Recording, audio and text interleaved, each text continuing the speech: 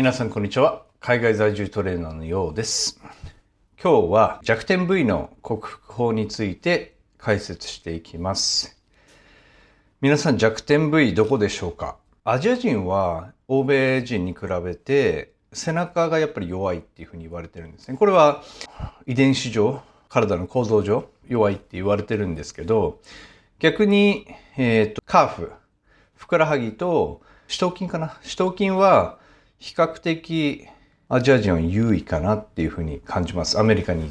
いて感じるのはそういう感じですね。当然その体幹部がアジア人はやっぱり長いんですよね。欧米人はその大腿骨、その足の部分の骨が長いんで、当然その足のボリューム、ピークを作りやすいっていうのはあるんですけど、当然その人種によって強い部分、弱い部分っていうのはあるんですけど、それぞれやっぱり強い部分、弱い部分、皆さんあると思うんですね。で、一番苦手部位というか、アジア人苦手と言われている背中なんですけど、その遺伝子上の違いもあるんですけど、プラス、直接見えないじゃないですか。背中なんで。だからなかなかマッスルコネクション、マッスルコントロールがつかみづらいっていうところがあるんですね、実際。こういう二の腕とかだったら、バイセプスとかだったら、もう見ながらこう収縮かけれて、マッスルコネクション作りやすいんですよね。ここに比べてやっぱり背中っていうのは見えないし、で、背中の部位もすごく多いんですよね。広背筋、僧帽筋、上中下部。トラップもあって、リアデルトもあるんで、やっぱりすごく多くて意識がしづらいっていうところはあるので、背中が苦手っていう人もいるのかなっていうふうに思います。今日は背中に限らないんですけど、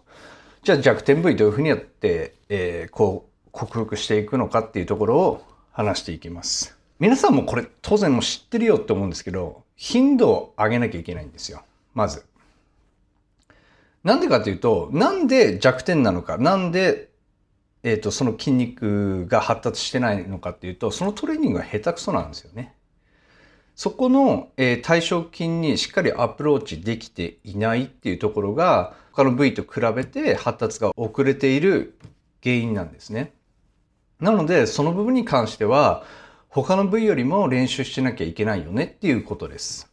それは多分もう皆さん分かってると思うんで、弱点部位に関しては他の部位よりも時間も割いたり自分でも研究してボリュームも増やしているとは思うんですけど、今日はその単純にそのボリュームを増やすだけじゃなくて、細かなマッスルコネクションをもっと作っていくヒントを紹介していくんで、ここで切らずにもうちょっとお付き合いいただければなというふうに思います。当然言ったその頻度を上げる。だから週1回やってたものを週2回に上げる。弱点部位、仮に背中だとしたら、背中は週2回にする。みたいなところから始めてください。始めていいです。そこは置いといて、じゃあ次に何が必要になってくるのかっていうと、そこの練習法をどういうふうにやっていくかっていうことなんですけど、苦手部位に関しては、ちょっと重量を落としてみてください。皆さんもいろんな YouTube 見てて、やっぱり重量を追っていかなきゃいけない。しっかりプログレッションオーバーロードで前回の自分を超える。それは重量もそうだし、レップもそうだし、どちらでもいいし、どんどん強度を上げていかなきゃいけないっていうのは、ナチュラル、そうでない人、もう共通でやっていかなきゃいけないことだってことはもう皆さん分かってると思うんですけど、弱点部位に関しては重量をちょっと落としてみてください。で、なんでまずそれが必要かっていうと、まず最初に弱点部位っていうのは自分が狙ってる筋肉にはなかなか刺激が入れられてないってことなんですよね。だから自分が思っていない場所に刺激、負荷が逃げてる可能性がすごく高いので、怪我のリスクが高くなってきます。なので、ちょっと重量を落としてほしいっていうのもあるんですけど、重量がある程度重いものを扱ってると、その細かな意識ってしづらくないですかね。もう、その重量を持つことで、いっぱいいっぱいになっちゃって、じゃあ、スクワットですごい重い重量を扱ってて、四頭筋、意識できてるかなっていうと、結構な重量を扱ってる時ってもう上げることでいっぱいいっぱいになってて、四頭筋の、ストレッチとか収縮とか、そこで重りを扱うみたいな感覚ってちょっと薄れるの分かりますかね。なので、苦手部位に関してはちょっと嫌かもしれないんですけど、ちょっと重量落としてみて、で、今まで例えば10回、10レップをやってたのを、ちょっとレップ数を上げてほしいんですよ。なんでかっていうと、そこを使ってるんだよ、そこを収縮して、そこをターゲットにトレーニングしてるんだよってことを反復させて体に染み込ませなきゃいけないので、重量を落としてレップ数を上げて、そこを使ってるイメージを、持ちながらトレーニングしていくことをお勧めします。これが2つ目ですね。で、すいません。これに付随するのが、苦手部位のトレーニング、1種目に、2種目目に、パンプ系の種目、収縮系の種目、こう、パンプして収縮を感じられるような種目。だから広背筋だったら、ケーブルプルダウン、プルオーバーですかね。そういうので、ちょっとハイレップ目で、ここをパンパンに張らせてから、ラッププルダウンとか、シーデットローとか、そういうものに入っていくと、背中ってもう収縮意識しなくても、自然とこうコネクションが取れてるので、意識しやすくなります。で、この3つ目なんですけど、この3つ目が僕はすごく一番効果的なヒントだと思っているので、ここから見逃さないでください。この3つ目が、筋肉痛や筋肉の張りが完全になくなる前に2日目を持ってきてください。これすごく重要だと思います。どういうことかっていうと、背中が弱点だとして、しっかりトレーニング追い込みました。そうすると2、3日って筋肉痛ありますよね。筋肉痛だったり、筋肉痛が取れても筋肉が張ってる感覚って残ってますよね。で、それが完全になくなってから背中の日をやるんじゃなくて、それが残ってるうちで2日目、週2回目の背中の日を持ってきてください。これはめちゃくちゃ効果的です。まず、その背中に筋肉痛が多少残ってたり、張りが残ってるうちだと、もうそこの筋肉がわかるんですよね。そこの筋肉が張ってるのもわかるから、そのトレーニングでマッスルコネクションが作りやすくなります。なので、僕の、ワシントン DC 時代のビーダーの同僚のタイロン。彼は、IFBB プロですね。ニューヨークのアマチュアでプロになった選手ですね。彼は、背中の日当然あるんですけど、懸垂を週3回やるそうです。懸垂だけは背中の日以外で週2回やるって言ってましたね。それはやっぱりあそこのこの広背筋とか背中の感覚をやっぱり常にこう敏感にさせておいて、しっかりそのボディビルディングでも必要なこの V テーパーですね。V シェイプをしっかり作っていくためには彼は必要だと言って、週3回懸垂やってました。それにこう現れている通り、その頻度を上げることもそうだし、そこのマッスルコネクションを作るために練習をたくさんするってこともそうだし、筋肉痛が抜ける、張りがある状態で、次のトレーニングに入るっていうことが、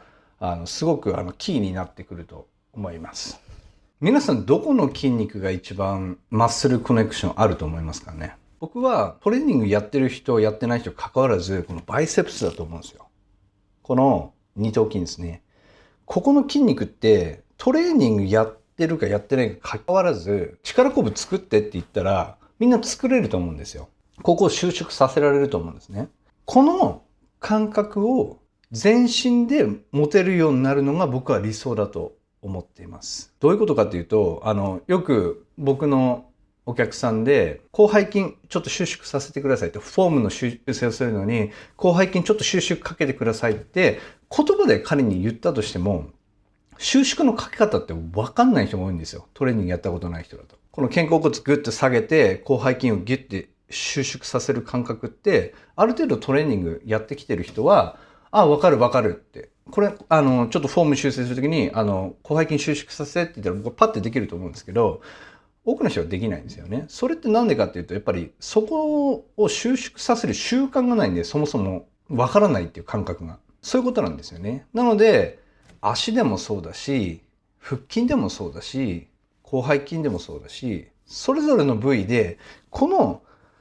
二頭筋の収縮の感覚、この筋肉を収縮させ、ここの筋肉を使うっていう感覚を全身で使えるようになったら、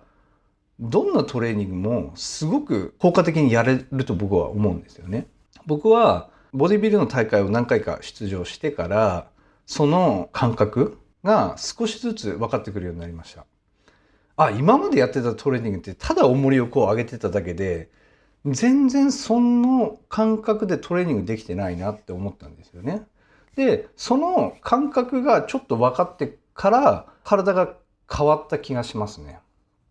特に僕の場合はこの僧帽筋周り。背中の広がりとかはアメリカの大会出ても勝負できるな、フィードバックだったんですね。広がりはすごくいいってことで。でもここの厚み、背中のこの厚みがどうしても他の選手よりも弱くて、で、研究していった結果、やっぱりそこのマッスルコネクションが弱い。